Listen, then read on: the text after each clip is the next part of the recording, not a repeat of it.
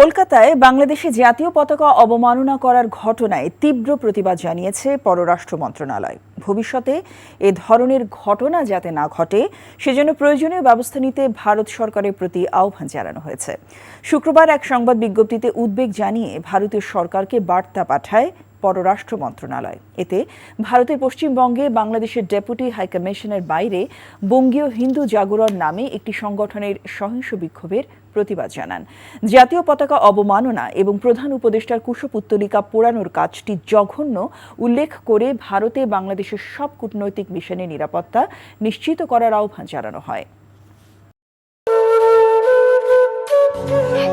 বাজে কথা বলবেন। আপনি কি বলতে চাচ্ছেন? এই চাঁদ নিয়ে আপনার গায়ে এসে পড়েছে? আজে বাজে লোক কোথাকার। তোমার নাম তো উজান চৌধুরী, কিন্তু আপনি কে? আমারে তোমার চিনার কথা না, তোমার দাদার আমলের মানুষ। আমার নাম সাজপাতি। চাঁদনি, আবার কবে দেখা হবে? আমি ওসমান। তুমি তো দেরি করে এলে কেন? আমি তো এই ফার্স্ট টাইম এখানে এলাম। আমি তোকে অনেক বছর ধরে খুঁজে বেড়াচ্ছি।